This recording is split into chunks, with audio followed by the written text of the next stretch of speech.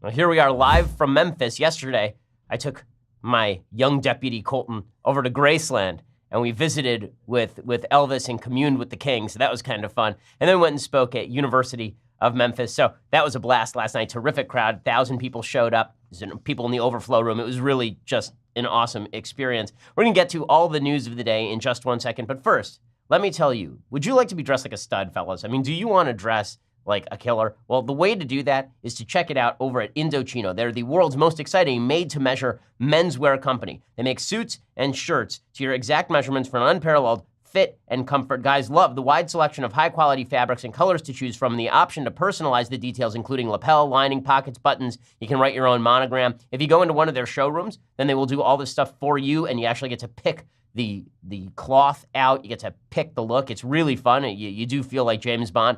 Or you can just go to their site at Indochino.com, choose your fabric inside and out to choose those design customizations, and then relax while everything gets professionally tailored and then sent to you. Chinos originated 120 years ago as part of a British-French military uniform. They're designed to be simple, durable, comfortable, and camouflaged in earthy tones. Well, fast forward to recent times, this fashion classic has changed very little until now because Indochinos are tailored for the perfect fit and customizable to suit any personal taste and style. This week, my listeners get any premium Indochino suit for just $359 at Indochino.com when you enter Shapiro at checkout. Again, that's Indochino.com for any premium Indochino suit, just $359. Indochinos at an introductory price of $79 in the United States also. That'd be their special chino, so go check those out as well. Shipping is free. Indochino.com, promo code Shapiro for any premium suit for just $359 and free shipping. Once you go custom, you don't go rack. It's punny and also awesome. Go check it out right now. Okay, so the Democrats are doubling down on their commitment to incivility. This should not be a shock to anyone. It really should not. And I'm kind of surprised, frankly, that so many members of the media are pushing back against the idea that Democrats embrace anger and mob-centric politics. So Eric Holder, the Attorney General, the execrable Attorney General, he's the only person who earns an execrable rating from the outside of Michael Knowles, is in fact Eric Holder. Eric Holder, who's a terrible, terrible Attorney General, he came out and he said that our old strategy in the Democratic Party used to go, when they go low, we go high. Well, now our strategy is when they go low, we kick them. Here is Eric Holder saying just that. It is time for us as Democrats to be as tough as they are, to be as dedicated as they are, to be as committed as they are. Michelle always says, Michelle Obama, I love her, you know. She and my wife, like, really tight, which always scares me and Barack. But Michelle always says that, you know, when they go low, we go high. No. When they go low, we kick them. And Eric Holder knows of what he speaks, considering how he used the office of the Attorney General to protect his wingman, Barack Obama. You know, there are a lot of folks who are very upset at Eric Holder today for saying this. And yes, it's violent rhetoric. He then clarified that he didn't mean that literally, obviously. But this is the sort of rhetoric that Democrats have been using for quite a while. And it turns out that a lot of Democrats do mean this stuff literally. So, for example, there's this woman who wrote a piece for the Huffington Post. Her name is Naina Khanna. And she's very excited because she went and screamed at Mitch McConnell. Here's some tape of her screaming at Senate Majority Leader Mitch McConnell. Please don't block the way. Excuse us. Will you ensure Senator that McConnell, why will you speak to this man and not to these women who are talking to you about their surviving stories? Excuse me, are you assaulting me? Excuse me, am I being assaulted right now? Why are you putting your hands on her? She's walking. Excuse me.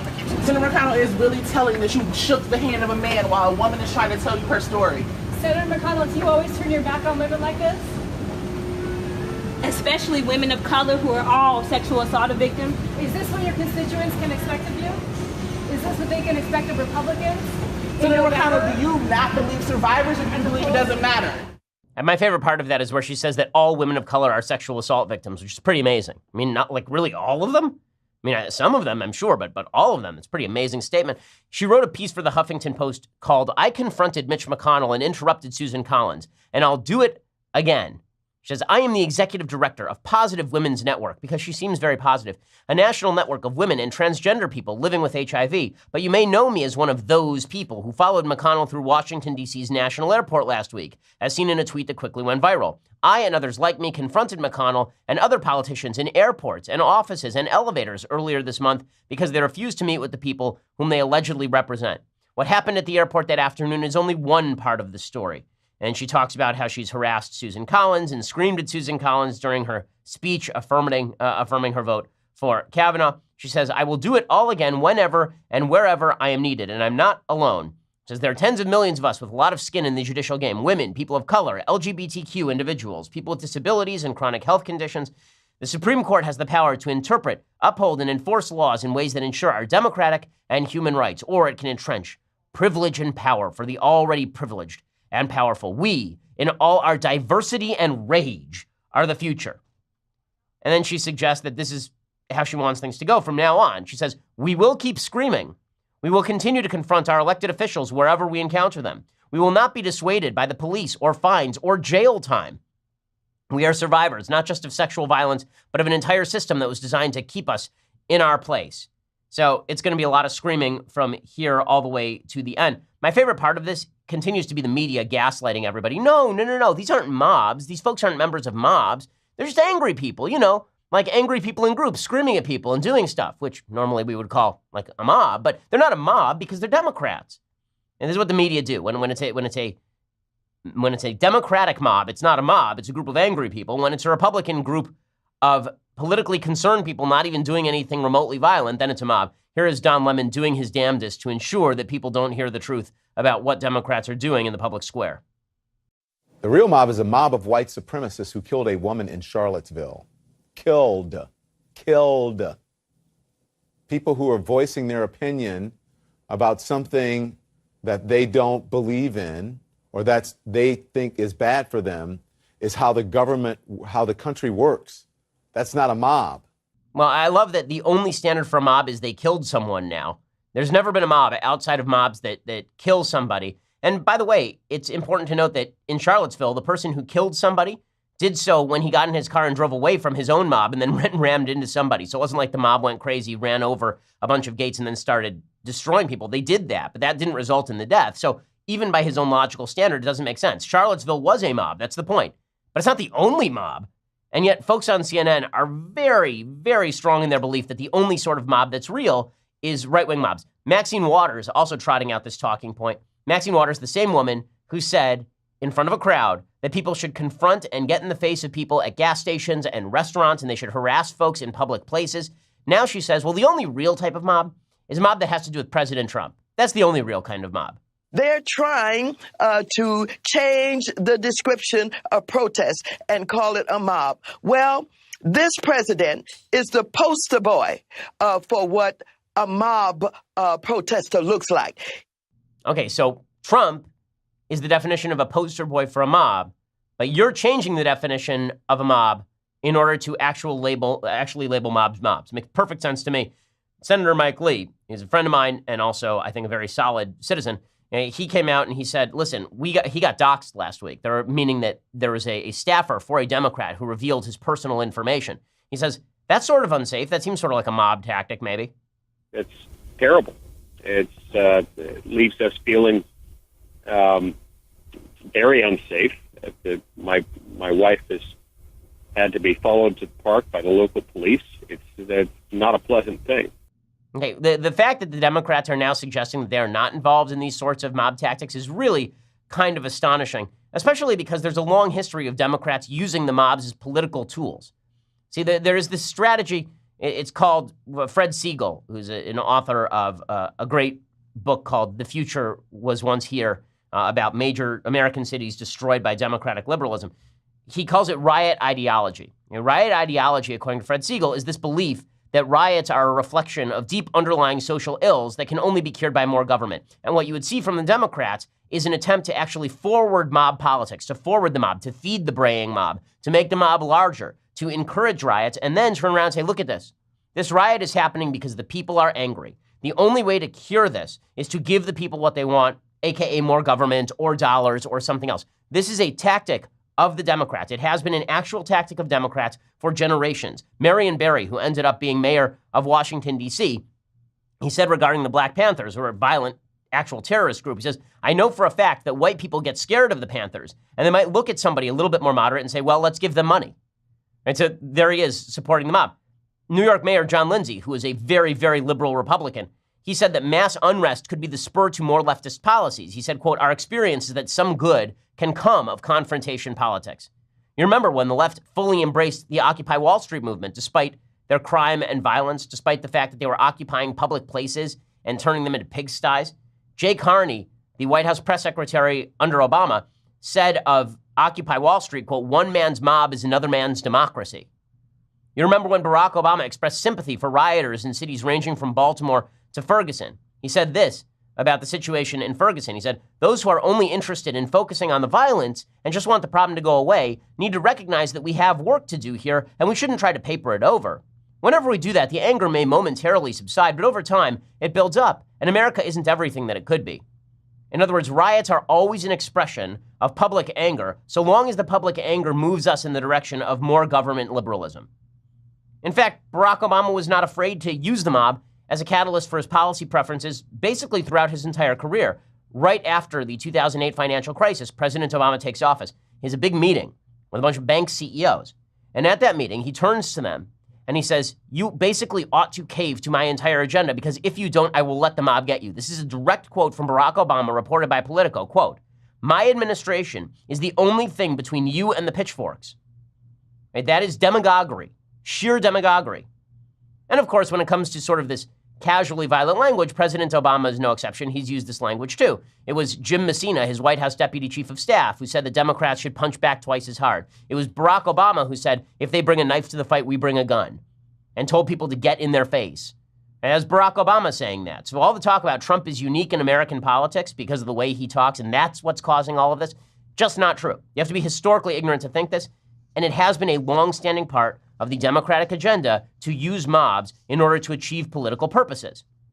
I'll explain more in just a second, but first, let's talk about your comfort down below. Okay, dudes, close your eyes, well, unless you are driving right now. Imagine yourself in your current underwear. Would you be proud of your underwear choice today if the driver in front or behind you saw it? First of all, I don't know why you'd have your butt out the window, but if you did and the other drivers saw what was on it, would you be proud of your underwear choice? If the answer is no, you need to talk to the friends over at Tommy John. Tommy John is the clothing brand that is redefining comfort for men and women. They obsess over every little detail and stitch. They use fabrics that perform like nothing you've ever worn before. Tommy John's men's and women's underwear sport a no wedgie guarantee, which would have been super helpful for me in high school, comfortable stay-put waistbands, and a range of fabrics that are luxuriously soft, feather-light, moisture-wicking, breathable, and designed to move with you, not against you. Tommy John is so confident in their underwear that if you don't love your first pair, you can get a full refund with their best pair you'll ever wear or its free guarantee. All of that includes their life-changing women's underwear, which is now fully back in stock. So before you spend another dime on cheap, heat-trapping multi-pack underwear, check out Tommy John. No adjustment needed. Go to TommyJohn.com/Shapiro now. Save 20% on your first order. That's TommyJohn.com/Shapiro for 20% off. Again,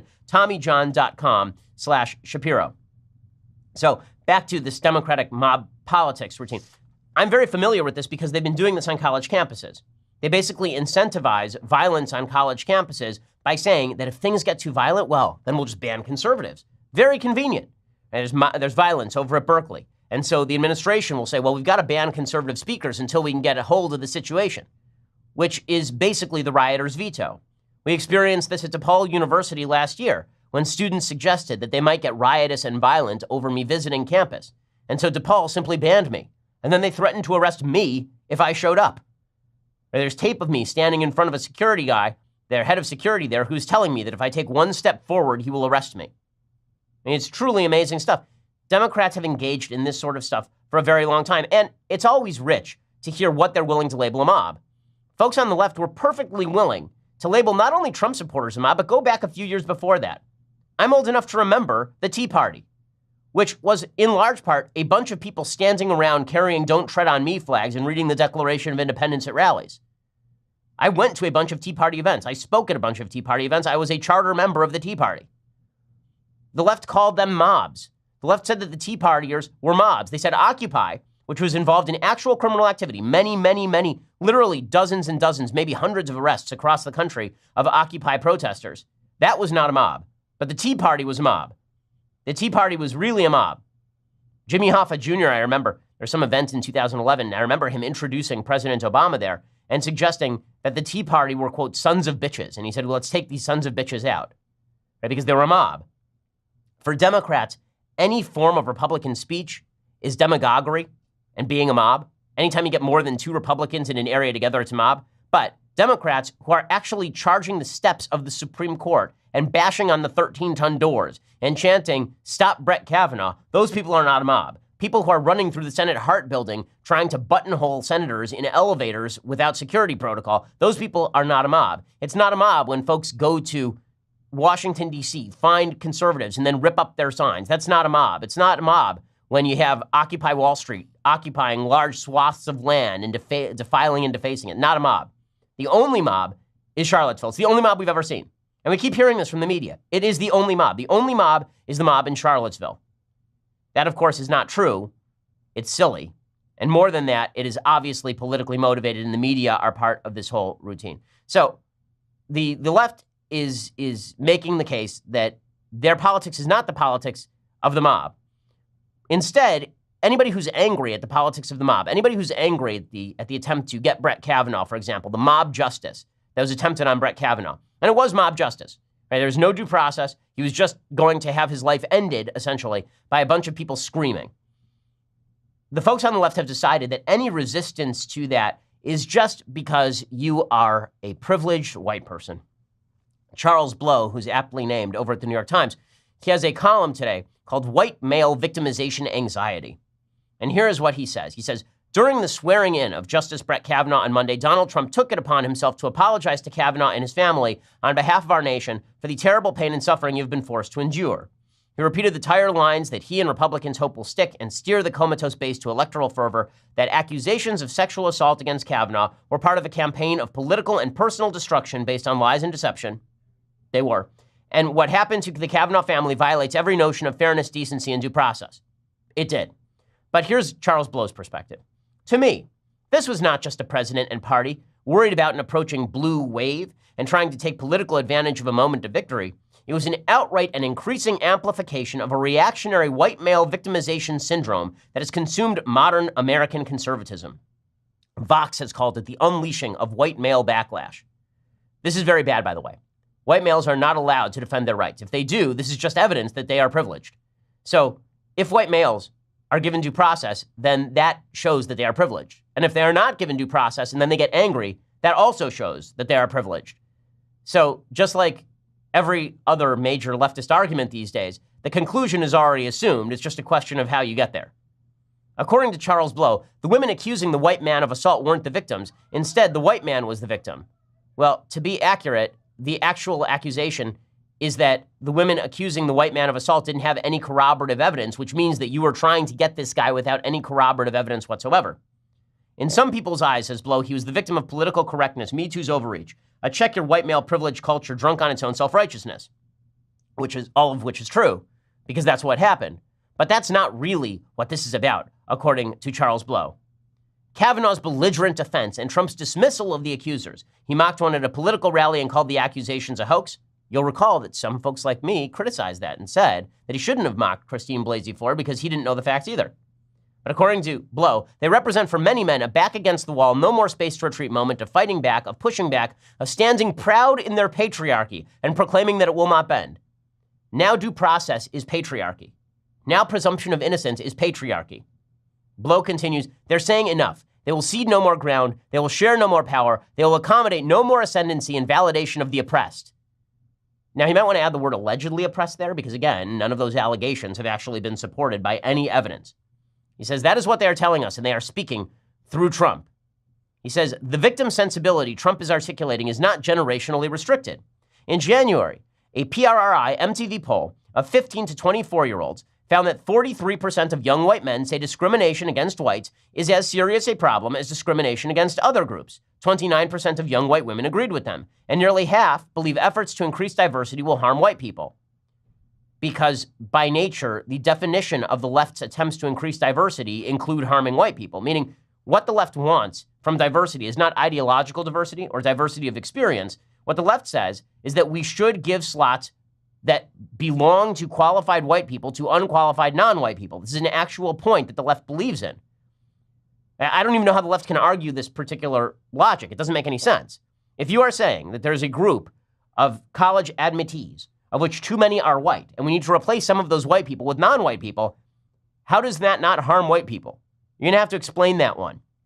And as for the notion that discrimination against whites is as serious a problem as discrimination against other groups, there are two ways to read that question. And I think that there's one accurate way and one inaccurate way. The inaccurate way is to say that historically and presently, discrimination against black folks is not as bad as discrimination against white folks, with which I disagree. And then there's the way to read it, which is that as a whole, the left is interested in stomping white dudes because they think that there is a patriarchy that must be punished. And that patriarchy has to do with the color of your skin, and therefore, if you're white, you don't get due process. That part's true. That part's true. Well, we'll conclude Charles Blow's account in just a second, and we'll show why this is going to generate a backlash, why this is actually bad politics on the part of the Democrats in 1 second. But first, let's talk about the window coverings in your home and office. Now, I know you didn't think about that much, right? You've redecorated your house, but you've done nothing about the window coverings. And then you wonder, why is my house looking a little shabby? That's because window coverings do make a very large difference. When the window coverings in your house look better, they're great. But if not, everything in the house looks cheap. And that's why you need to go check out Blinds.com. They make it really easy for you. If you're not sure what you want, even where to start, with Blinds.com, you get a free online design consultation. You send them pictures of your house, and they will send back custom recommendations from a professional for what will work with your color scheme, furniture, and specific rooms. They'll even send you free samples to make sure everything looks as good in person as it does online, and every order gets free shipping. And here's the best part. If you accidentally mismeasure, or you pick the wrong color, it's your screw up. Blinds.com will remake your blinds for free, which is a pretty awesome deal. For a limited time, get 20% off everything at Blinds.com when you use promo code BEN. That's Blinds.com, promo code BEN for 20% off everything. Forward blinds, cellular shades, roller shades, the whole deal. Blinds.com, promo code BEN. Rules and restrictions do apply. Go check them out right now. Okay, so concluding Charles Blow's column in the New York Times in which he accuses white males of a sense of victimization, he says that NPR's Domenico Montanaro pointed out in August that since Trump announced he was running for president, he has used the word unfair 69 times in tweets, and since becoming president, 40 times. And then he says, Trump's sense of fairness or unfairness really has driven him, his rise in politics, and his priorities for the country. He has capitalized on grievance, especially that of white Americans chafing at the culture of a demographically changing country, and has expressed his view of what is unfair, everything from trade and immigration to the court system. Now, on this show, I have said that I don't like victimization culture. I don't like it from white folks. I don't like it from black folks. I don't like the idea that you believe that you are a victim in a free society. With that said, the left has been saying for years on end, the day of the white man is over. The day of whites in this country is over. Demographic shifts are going to completely change the way the culture is done. And white men, it's time for you to sit down and shut up. That is a form of discrimination. If you actually want to make an argument in favor of a cultural shift in America, make the argument in favor of the cultural shift, but don't do it predicated on the color of the people that you're talking about. That's what the left has done, and it's driving an awful lot of backlash. And I think, to a certain extent, appropriate backlash. If you say to a group of people, you no longer matter in American life, what do you think they're going to do? What do you think they're going to do? So, Charles Blow concludes, through it all, Trump's mantra and mission remain clear: to bind together toxic masculinity and racial performance anxiety into a weapon that can repel change and any perceived diminution of white male primacy. Trump is on a campaign to make America's white men feel great again. Well, maybe President Trump is on a mission to point out that discriminatory politics in any form is bad. Or if he's not, he should be. If he's not, he certainly should be. I mean, that is a really biased take on what's going on in American politics, that Trump wants to bind together toxic masculinity and racial performance anxiety. The suggestion being that the only people who are angry right now, the only people who are upset with the left, are toxic males who want to rape people and whites who are underperforming. Nonsense. Nonsense. I am angry at lack of due process, and I am about as feminist as it is possible to be with regard to what women should be allowed to do in the United States. They should have every right that men have, and I've said that 1 million times on this program. It would be very difficult to label me toxically masculine. And as for racial performance anxiety, this idea that what I'm really upset about is that white people are underperforming, I don't really have that. That's not a thing. Okay, I'm not concerned about the color of people who are underperforming. And I certainly am not one of these folks who is supposedly underperforming generally. Right? It'd be hard to make that case as well. I am angry, however, and I'm angry at a left which seeks to divide us based on color, and then the minute that you say, listen, stop dividing us based on color, the left says, that's because you're a patriarchal, discriminatory white man. That's the logic being used right now. Now, this will backlash. This will backlash. And the backlash is not just going to come from white folks. The great lie of the left is that political correctness has been embraced by all minorities, and political correctness is only opposed by the white majority. That's the lie of the left. Well, there is a new study out from Yasha Monk. He's a lecturer on government at Harvard University. And here's what he finds. He says that Americans across cultural and ethnic lines don't like PC culture. It annoys them. They are sick of the left trying to shut down debate by simply shouting that you are of a particular color. Here's what he writes at The Atlantic. It's a fascinating article. On social media, the country seems to divide into two neat camps. Call them the woke and the resentful. Team resentment is manned, pun very much intended, by people who are predominantly old and exclusively white. Team woke is young, likely to be female, and predominantly black, brown, or Asian. The white allies do their dutiful part. These teams are roughly equal in number, and they disagree most vehemently, as well as most routinely, about the catch-all known as political correctness. Reality is nothing like this, says Yasha Monk over at The Atlantic. As scholars Stephen Hawkins, Daniel Yudkin, Marion Juan Torres, and Tim Dixon argue in a report published Wednesday, Hidden Tribes, a study of America's polarized landscape, most Americans don't fit into either of these camps. They also share a more common ground than the daily fights on social media might suggest, including a general aversion to PC culture. The study was written by More in Common, an organization founded in memory of Joe Cox, who's a British MP murdered in the run-up to the Brexit referendum. It was based on a nationally representative poll of 8,000 respondents between December 2017 and September 2018. And here is what they find. According to the report, 25% of Americans are traditional or devoted conservatives, and their views are far outside the American mainstream. Some 8% of Americans are progressive activists, and their views are even less typical. By contrast, 2/3 of Americans who don't belong to either extreme constitute an exhausted majority. And that would be most of us.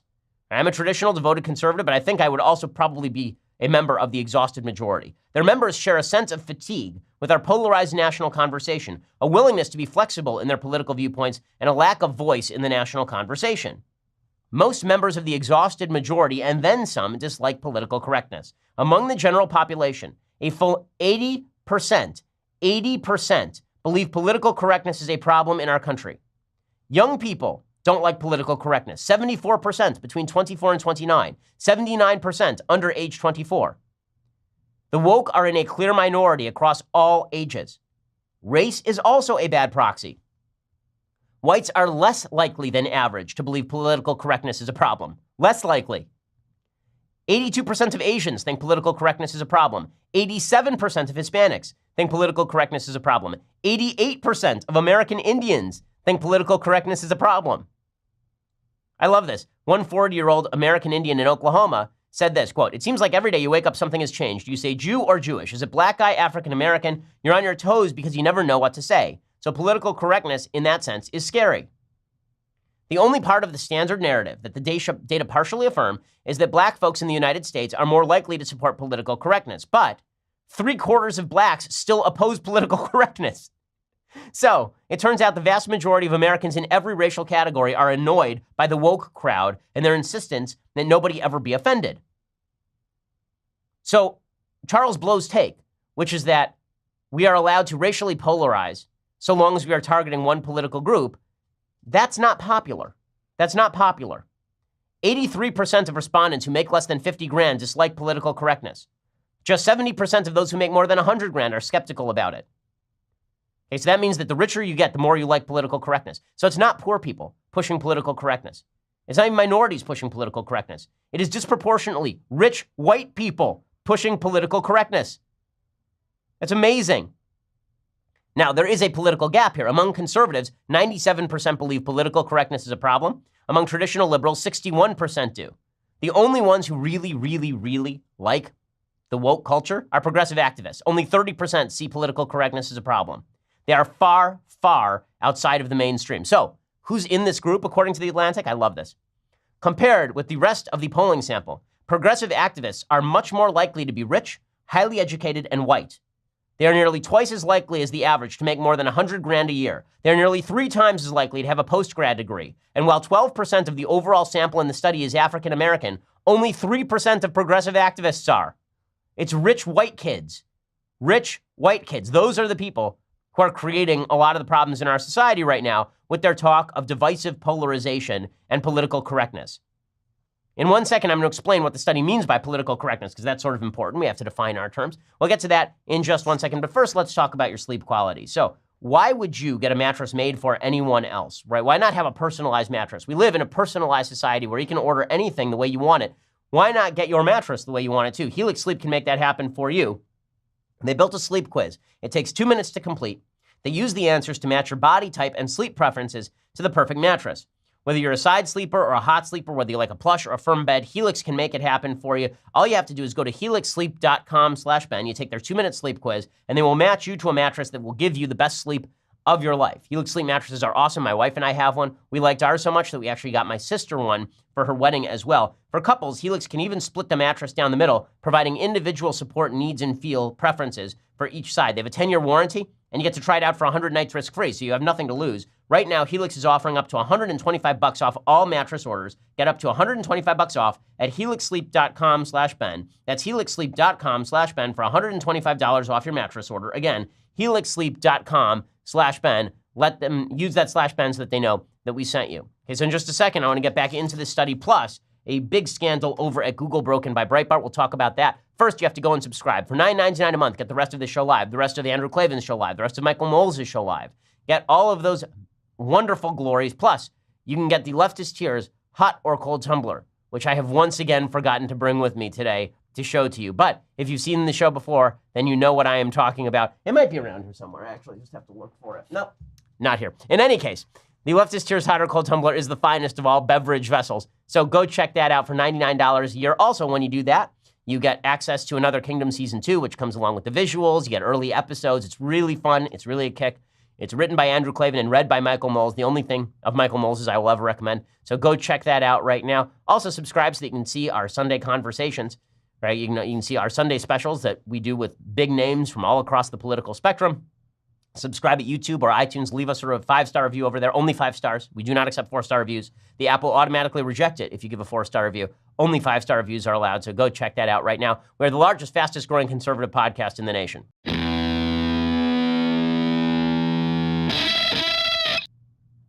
So Americans hate political correctness. But what do they mean by political correctness?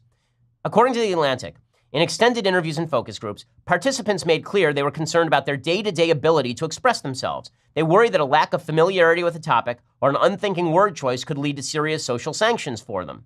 So they're not really sure what it means, but they know that they don't like the feeling of restriction that the woke left has created. But there's plenty of support for the idea that Americans are not as neatly divided by age or race as is commonly believed. According to Pew, only 26% of Black Americans consider themselves liberal. Nearly half of Latinos argue that many people nowadays are too sensitive to how Muslims are treated. 2 in 5 Black folks say that immigration nowadays is bad for America. In other words, this notion that demographics is destiny, which has been pushed by both sides of the political aisle to a certain extent, is just not true. Hey, there is no shrinking white majority that is going to inevitably lead to liberal domination, and there is no inevitably increasing liberal majority that is going to lead to incredible victory over time. People's minds can be changed, in other words. We are individuals. We are not just members of groups. That's really important to remember in the middle of what is a very, very polarized news cycle. And this is why the left has some serious problems even going forward.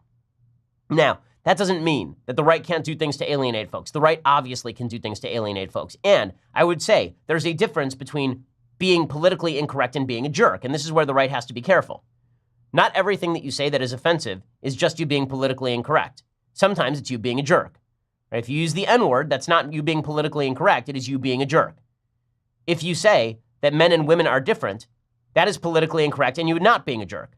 What I would recommend is that if you actually want to side with that middle of America that is tired of the standards that are being purveyed by the left, be polite, be civil, and be politically incorrect. Say things that are factual, specifically because they are factual and not merely to offend. Believe me, you don't have to purposely offend the left. The left will be offended anyway. None of it matters. Okay, the left will always be offended. I just spoke at USC last week, and it was fascinating. There was a young Black woman who got up to ask a question, and she said, "You've been accused of inciting violence." And I said, "Well, you've been here the whole time. Have you heard anything that you think would incite violence?" And she thought about it for a second, and she said, "No. Of course not. Of course not. The reason that folks on the left suggest that I incite violence is because they disagree with me. That is why." Well, it turns out that most Americans would rather have disagreement than impute violence to somebody who's not involved in violence. And when the left equates speech and violence and then says that their own violence is speech, all they are doing is alienating the vast majority of the American people. The left is now playing a game. The Democratic Party is playing a game. The speech of the right, they say, is violence, because right-wingers are bad, and their own violence is speech. So when the left goes and pounds on the doors of the Supreme Court and acts threatening, that's just a form of speech. That's just anger, according to CNN. But if folks on the right say stuff that offends people, that's now a form of violence. On CNN headline news, when I say a man is a man and a woman is a woman, and some transgender woman grips me by the back of the neck and threatens me bodily harm, those two things are equivalent. Me saying a man is a man and a woman is a woman, according to the left, is the equivalent of somebody grabbing me physically on national television and threatening to send me home in an ambulance, which is literally what happened and also makes no sense because you don't go home in an ambulance. The left is engaged in this really polarizing game, and most Americans don't buy in. That's what we found out in the Trump era. Most Americans don't buy in. Now, that doesn't mean that Trump's going to win from here to eternity. It doesn't mean that Republicans always win. Republicans are not good at this game. They are not. And again, when you mistake political incorrectness for being a jerk or vice versa, you're making a rather large mistake yourself. But it is important to note that this notion on the left that the woke majority is just all the black people and all the women and everybody else, it's just not true statistically. And that's a very, very important thing to keep in mind. We still have more in common than not. And you could be fooled by watching our politics or watching social media. I get fooled too. But it's not reality. It's not reality. Okay, speaking of folks who are not living in reality, there is a leaked report from Google. It was leaked to Breitbart, and it's just an amazing report. So Breitbart reports, an internal company briefing produced by Google and leaked exclusively to Breitbart News argues that due to a variety of factors, including the election of President Trump, the American tradition of free speech on the internet is no longer viable. This goes to exactly what I'm saying. Folks on the left have decided that if there's speech they don't like, it is equivalent to violence, and thus it must be shut down. Despite leaked video footage showing top executives declaring their intention to ensure that the rise of Trump and the populist movement is just a blip in its history, Google has repeatedly denied that the political bias of its employees filters into its product. But the 85-page briefing titled The Good Censor, how Orwellian is that? Right? They actually have a briefing at Google called The Good Censor. Great job, guys. Admits that Google and other tech platforms now, quote, control the majority of online conversations and have undertaken a shift toward censorship in response to unwelcome political events around the world. In a second, I'm going to go through this report and explain to you why this is so bad. Plus, I want to talk a little bit about this horrific situation with the Saudi government allegedly murdering a Saudi dissident at the embassy in Turkey and what the Trump administration should do about it. Okay, so, what's in this Google report? Well, here's what it says. First, it says in the report that users are asking if the openness of the internet should be celebrated after all. And they say that free speech has become a social, economic, and political weapon. If you are Google and you say political speech is a weapon, I would suggest you don't understand what free speech is. They say that the early free speech ideals of the internet were utopian. They even point out that maybe they shouldn't be considered a platform anymore. I've said this on the program before. Platforms, it's like AT&T, right? You pick up a phone, you can say what you want on the phone line, and AT&T doesn't shut down the conversation based on what you say. That makes it a platform. If AT&T were to be like the Daily Wire, then they would actually be a publisher, right? They could decide what is and is not published. If that's the case, then they have all sorts of legal liabilities you don't have as a platform. Google's essentially admitting they might, in fact, be a publisher, not a platform. The briefing from Google identifies several factors that allegedly eroded faith in free speech. The election of Donald Trump and the alleged Russian involvement is identified as one such factor. So basically, Democrats browbeated Google into believing that they are responsible through allowing free speech into Donald Trump being president. And then they talk about the rise of online hate speech. And then they also talk about spreading conspiracy theories. But the most important thing appears on pages 66 through 68. Their briefing argues that Google, Facebook, YouTube, and Twitter are caught between two incompatible positions. First, the unmediated marketplace of ideas, right? That would be the free speech tradition of the United States. And second, the well-ordered spaces for safety and civility, which would be the publisher space, right? This would be them determining what sort of conversations we ought to have. They say that the American tradition prioritizes free speech for democracy, not civility. The second tradition is described as the European tradition, which favors dignity over liberty and civility over freedom. And then the briefing concludes, all tech platforms are now moving toward the European tradition. That's scary stuff. That's very scary stuff. And that is political correctness come to life. That is all your social media companies siding with the woke left that most Americans don't like, saying we should shut down ideas, we should redirect people's eyeballs, we should move people toward a civility that we want. And we will define civility. Civility may not include your viewpoint. This is dangerous, dangerous stuff. And it's one of the reasons why we should all be very wary of these massive social media companies that seem to be targeting specific political points of view. Now, I do want to talk a little bit about the situation with regard to Jamal Khashoggi. He is a columnist, or was a columnist, for the Washington Post. He's been missing since entering the Saudi consulate in Istanbul last week. The Turkish police allege that he went into the consulate and that he was then murdered by members of the Saudi consulate. That basically the Saudis brought in 15 people, a kill squad, to go into the consulate, kill this guy, dismember him, and then bury him. The Saudi government is still denying foul play. The Turkish government has provided specifics and evidence. There's video of Khashoggi entering the consulate, and they've provided the names of 15 Saudi agents that it says flew to Istanbul in pursuit of him. The Saudis have issued blanket denials. But this is raising some very serious issues for the United States because the Trump administration has been very close to Crown Prince Mohammed bin Salman. And that's because Salman has been treated as a reformer. He's somebody who supposedly wants to move away from some of the fundamentalism of Saudi Arabia. He's been involved in the creation of an anti-Iranian alliance in the Middle East. The United States has heavily funded the Saudi government in their fight in Yemen because the Saudis are basically having a proxy war with Iran in Yemen. And so this has raised questions because Khashoggi was a legal resident of the United States. This has raised questions about whether the United States ought to punish the Saudis by withdrawing support for their arms. We should stop selling them weaponry, for example. The reason that this is a dicey issue is not because we should keep providing them arms on a moral level. The reason it's a dicey issue is because there is another party at the table, and that is the Iranian government, which is an actual terrorist government. And the Turkish government is much more warm with the Iranians than they are with the Saudis. The Turkish government right now is holding a U.S. pastor in prison, so none of these regimes are great. But it does provide the Trump administration with a choice. Choice number one is basically slap the Saudis on the wrist, pretend that nothing bad happened. Choice number two is to basically downgrade the Saudi relationship with the United States over all of this. To suggest that the choice doesn't have ramifications or that it's easy is to misread the nature of global politics. My tendency is to say that if this happened, you have to downgrade the Saudis. There's just no way around it. You have to withdraw armed support for the Saudis, and they have to be punished because this cannot be allowed to go on by an American ally.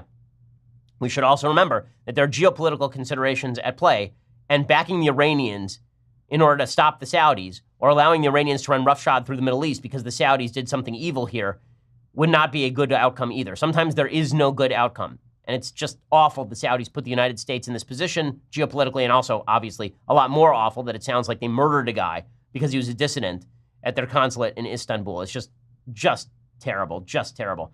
Okay, so as we continue, we'll talk a little bit more about that, and we'll get to some things I like and things I hate. So President Trump has sounded off on this. Yesterday, he came out, he said, listen, we can't let this happen. Like, this can't be a thing.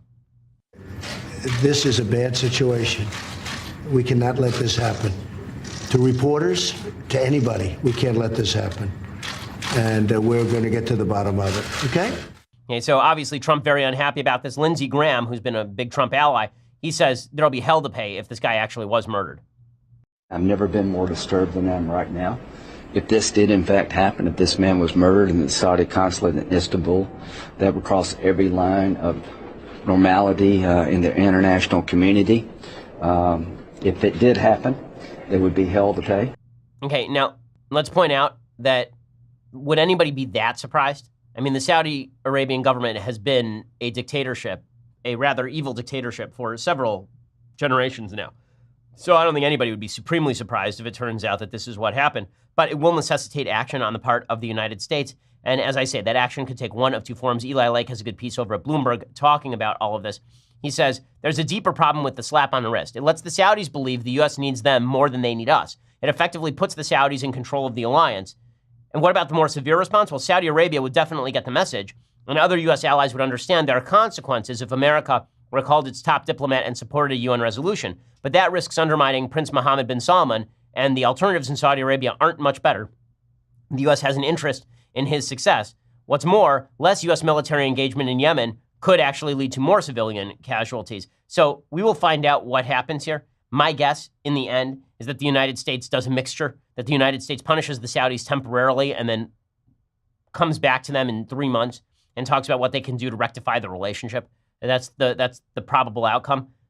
But suffice it to say that it's deeply disturbing and messed up that the Saudi Arabian government decided to put the United States in this position, aside from the innate evil of killing a man who apparently was going to apparently he was going to this embassy to get a marriage license. Just terrible stuff. Okay, time for some things I like and then some things that I hate. So things that I like, I want to give a shout out to Encounter Books. Encounter Books is a wonderful publisher. They do incredible work. I've been a big fan of the stuff that they do over at Encounter for a very, very long time. They publish some of my favorite authors, people like Heather McDonald, published by Encounter Books. Just too many authors over there to name. They're having their 20th anniversary gala this weekend. Unfortunately, I wasn't able to go, but if you are in New York, you should think about going. It really should be a kick, and good for them. Encounter does tremendous, tremendous stuff, and I believe it's still Roger Kimball over there. They do just excellent, excellent work. So if you go check out all of their published works, very intellectual publications. I really like Encounter. Okay, other things that I like. So shout out to the producer of James Bond, Barbara Broccoli, who's the longtime executive producer and the daughter of the franchise creator, Albert Broccoli. She says that James Bond will never be a woman. Well, good, because what the hell? Why would James Bond ever be a woman? It wouldn't make any sense if James Bond were a woman who's attracting guys. Like the key to James Bond as a character is that he is a rogue, right? He's a rogue who attracts women. Now, the reason that makes him unique is because women and men do not treat sex the same way.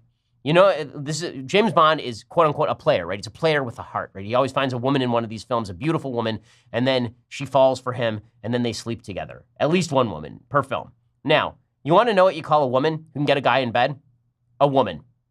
Right? That's what we call that, right? Guys are not the same about sex as women. So if you had a beautiful woman and she's like, ooh, she was able to get that guy in bed, that is not any sort of actual plot line because there's no tension whatsoever in the plot line. And I mentioned this study the other night at University at Buffalo, one of my favorite social science studies ever from 1989. I think it's Clark and Hatfield are the guys who did this study. And the study was they took an attractive female and they had her go to a bar and proposition a bunch of guys who want to come home with me tonight. And they had an attractive male go into a bar and proposition a bunch of females who want to come home with me tonight. 75% of dudes propositioned by the female said yes. 0 women said yes. 0. For people who think that men and women are exactly the same about matters sexual, that is just asinine. In fact, turning James Bond into a woman makes no sense at all. And the way that you can tell this is they tried to do this with Atomic Blonde, and it was a box office failure. There was nothing about Atomic Blonde and Charlize Theron in Atomic Blonde where she couldn't have been a dude. Like, they could have literally had a dude say every one of those lines and do every one of those actions, and the movie would have worked in almost exactly the same way. Nobody actually wants to see a woman play James Bond. I'm sorry to break it to folks. If you want to create a new character who's not James Bond and is female and is written uniquely female, go for it. But men and women are not interchangeable on screen or in real life. Okay, time for a couple of things that I hate. So now I have to tell you a story. Okay, so my producer Colton, who travels with me when we are on the road, young Colton, we were on the road and we did an event in Detroit. A great event. And we're with our security detail also. Now, it's both tragic that I have to have a security detail in order to go around giving speeches, but it's also fun in the sense that I really like the guys on my security detail. They're all ex-military and they're a blast and they're really a kick. So we go to this event in Detroit, great event at a church. And afterward, there are a bunch of off-duty police officers who are there, who are fans. And one of them says, okay, I know you need to get to the airport. How about we give you a police escort? And I said, okay, sure, sounds great. So this female police officer jumps into her car, and we're cruising down the highway toward the airport to get on our flight, and she's got her lights on, and suddenly, behind us, pulls up another cop, and this other cop pulls us over, and we were like, okay, so why are you pulling us over? And the first thing he says is, because you're following a police officer, and we were like, well, right, because she's guiding us to the airport. And he says, really? That's her? She's guiding you to the airport? Yes, she's giving us an escort to the airport. And he says, well, your brights were on. Like, no, our brights were not on. You're just making that up. And then, because all the guys in my security detail are ex-military, one of them starts to get out of the car to talk to the police officer. And the police officer is getting real uptight now. No, get back in the car, get back in the car. I'm like, God, I'm going to get shot on the side of the freeway by a cop with a stick up his butt. And here's the part that's amazing. This is the best part. So the police officer who was guiding us there has now pulled over on the side of the freeway as well. And so we say to this police officer, why don't you go and ask the person in that car? And he says, well, I don't know, that's a police officer. And we say, well, that's a police car. And this officer says, well, you know, there are people on our force who go home at night and, you know, they build police cars and they just ride around in them. Now, number one, that's not a thing. Number two, if that's happening and you're posing as a police officer, that's a crime.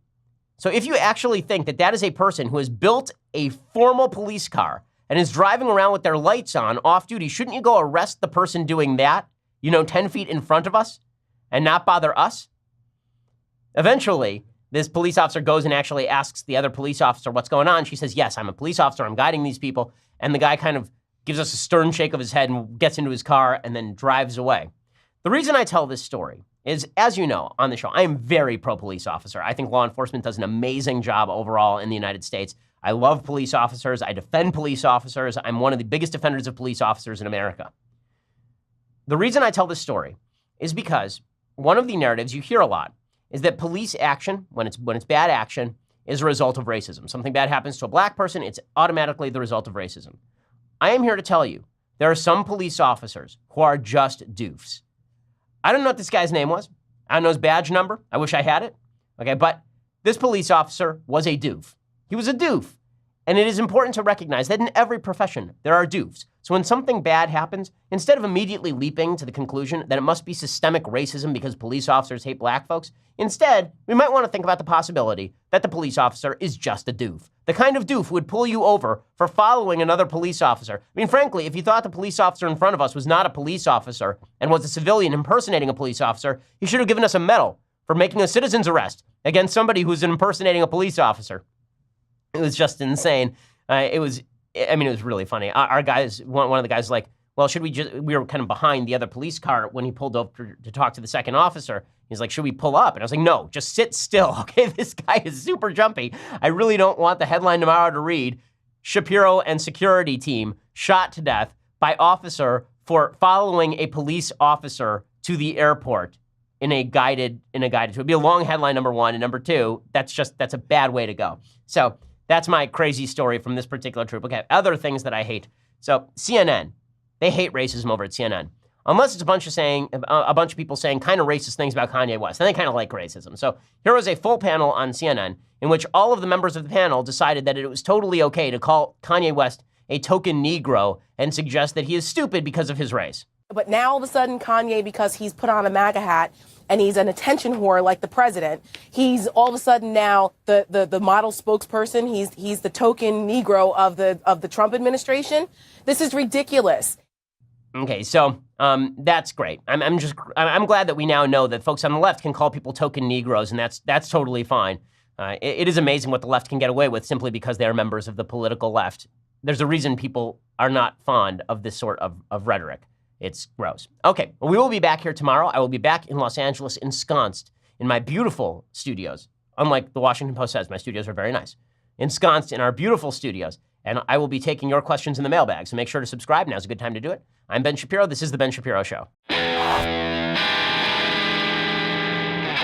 The Ben Shapiro Show is produced by Senya Villarreal, executive producer Jeremy Boring, senior producer Jonathan Hay. Our supervising producer is Mathis Glover, and our technical producer is Austin Stevens. Edited by Alex Zingaro. Audio is mixed by Mike Caramina.